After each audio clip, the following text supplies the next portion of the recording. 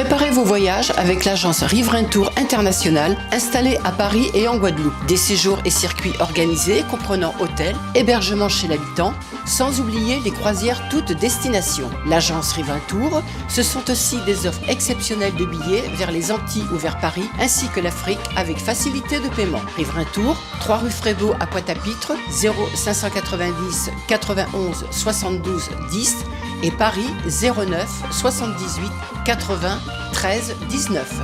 À Paris comme en Guadeloupe, l'équipe Riverain Tour sera toujours à votre écoute. Guadeloupe, actualité. Ma volonté de mettre en place au Salon du Livre d'envergure régionale date déjà de quelques temps. Et je suis très heureux que nos équipes soient parvenues à faire naître le premier Salon régional du Livre de la Guadeloupe.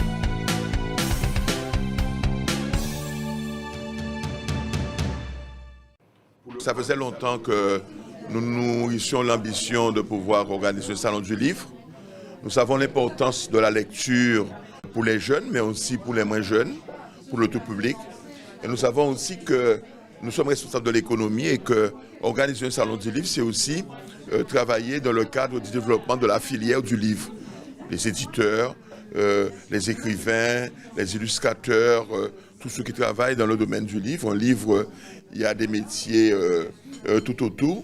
Et puis surtout permettre, bien sûr, que notre jeunesse puisse pouvoir se retirer un peu devant l'écran, même si aujourd'hui il y a des livres dématérialisés, pour pouvoir revenir à la lecture, de pouvoir avoir une activité saine. On est chez soi, on lit un livre, on voyage, on découvre. C'est le moment de pouvoir aussi se nourrir l'esprit, c'est pouvoir aussi faire en sorte de rencontrer des hommes et des femmes un peu partout dans son imaginaire. Et donc, il était important pour nous, après que le Salon du Livre de Pointe-à-Pitre ait fermé ses portes, que la région puisse pouvoir le faire. Donc aujourd'hui, nous avons des partenaires qui sont le rectorat, nous avons avec nous le département, nous avons avec nous la Casa Condé, puisque nous savons que cette édition est marrainée par Maryse Condé. Nous avons l'université et nous avons aussi la DAC, qui d'ailleurs va sortir très bientôt un diagnostic sur la lecture et le livre en Guadeloupe. J'invite les gens à venir au salon. Comment et que lit-on, vous allez le découvrir sur le salon. Il y a des spécialistes qui vont et qui ont fait des études scientifiques. Il ne faudrait pas que nous puissions répondre comme ça au fil de l'eau et porter des réponses qui pourraient nous sembler intéressantes, mais qui ne reposent pas sur une étude scientifique. Le Conseil régional a voulu effectivement initier ce salon, mais nous nous sommes entourés des partenaires utiles pour pouvoir mettre en œuvre ce salon du livre. La Casa Condé, parce que c'est l'année Maryse Condé décrétée par le Conseil régional, donc le rectorat, la Casa Condé, l'université, les éditeurs, les libraires, toutes ces personnes, toutes ces composantes de la chaîne du livre, ils ont tous été invités donc à travailler sur ce salon du livre 2023, première édition. Je suis donc la présidente de l'association Casa Condé et ici j'interviens en tant que présidente et en tant que représentante de la marraine, la fille de Maryse Condé. Depuis que je suis venue, que j'ai mis en place cette association, j'ai des très bons rapports, des très bons retours. Les gens sont contents d'avoir en tout cas une partie de Maryse avec eux et on travaille en toute bonne coordination. Et donc dans ce salon-là, déjà, Maryse Condé a travaillé sur les premiers salons du livre et donc en fin de compte, je perpétue un peu ce qu'elle faisait. Donc je suis très contente. Je suis délégué académique à l'éducation artistique et à l'action culturelle pour le rectorat. C'était important d'être là pour faire la promotion de ce salon, qui est un élément vraiment très important pour l'éducation nationale, parce que c'est un lieu où sont rassemblés les différents acteurs de la chaîne du livre, pas uniquement des écrivains, mais aussi des libraires, des illustrateurs, tout ce foisonnement de professionnels qui gravitent autour du livre et qui ont un rôle essentiel à jouer. La maîtrise de l'outil lecture est importante, parce que c'est quand on maîtrise la lecture qu'on peut aller vers d'autres apprentissages. Si on n'est pas bon en lecture, on ne peut pas être bon en mathématiques quand on résout des problèmes, si on n'arrive pas à comprendre un énoncé par exemple. Donc oui, il y a des interactions avec toutes les disciplines. pareil pour l'histoire, la géographie ou d'autres disciplines, il faut maîtriser la lecture. Donc c'est par là que l'on commence.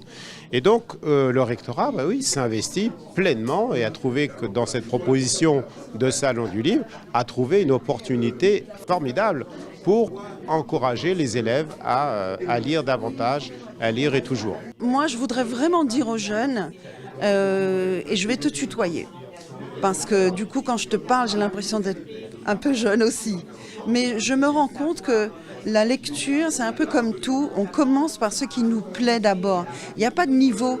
Si c'est effectivement, comme on disait tout à l'heure, dans des échanges, si c'est de la BD, commence par la BD. Si c'est des comédies, des trucs qui font rire, même si ce sont des blagues, commence par des choses comiques. Et petit à petit, de s'essayer. Faut y aller.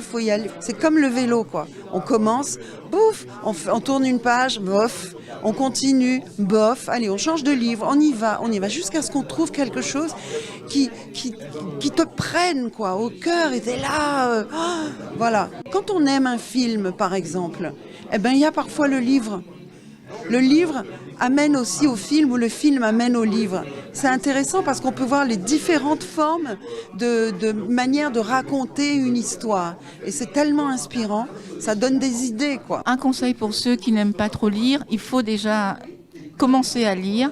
Et il y a de nombreuses façons de lire de nos jours. Il y a le livre audio et on en fera une belle part au livre audio. On peut mettre une clé USB dans sa voiture et écouter le récit d'un roman, d'un manga, de tout ce qu'on veut. On peut être chez soi, allongé dans son salon et écouter un livre audio. On peut être le soir avant d'aller se coucher. On est fatigué, on n'a peut-être pas envie de lire parce que les yeux sont fatigués. Un livre audio, ça permet de régler le problème et de garder contact avec la lecture. Il ne faut pas créer une dictature de la lecture. Moi, j'ai toujours dit ça. La lecture est un plaisir. Certaines personnes aiment lire, d'autres aiment bien faire du sport, d'autres encore aiment bien faire de la musique, autre chose. Mais rendre systématique et dire, bon voilà, on n'est pas normal quand on ne lit pas, non, je ne suis pas du tout d'accord avec cela.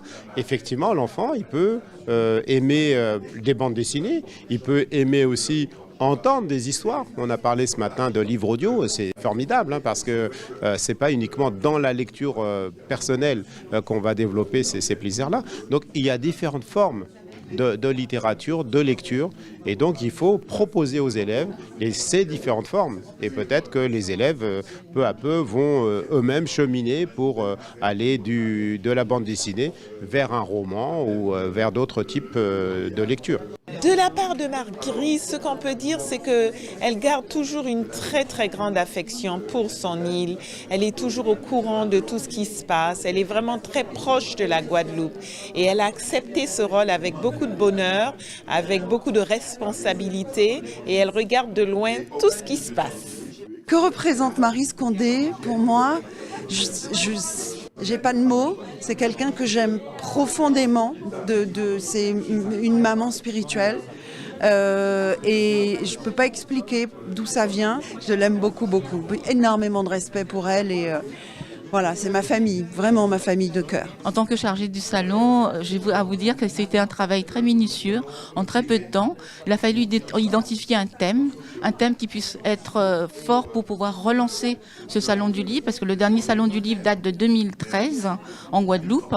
Donc il a fallu trouver un thème fort pour pouvoir relancer ce congrès. Et que lit-on en 2003 est un thème qui pourra nous faire un peu le tour de toutes les problématiques que soulève la lecture en 2023. Donc nous sommes heureux et c'est un salon que nous espérons pouvoir mettre en place chaque année afin que nous ayons un rendez-vous avec le livre en Guadeloupe. Et c'est pour cela que nous avons voulu que ça soit en Basse-Terre et en Grande-Terre afin que les deux territoires ne soient pas laissés pour compte. Outremernews.fr, le site de l'actualité Outre-mer, 24 heures sur 24 et 7 jours sur 7. Retrouvez la chaîne Outremer News sur YouTube.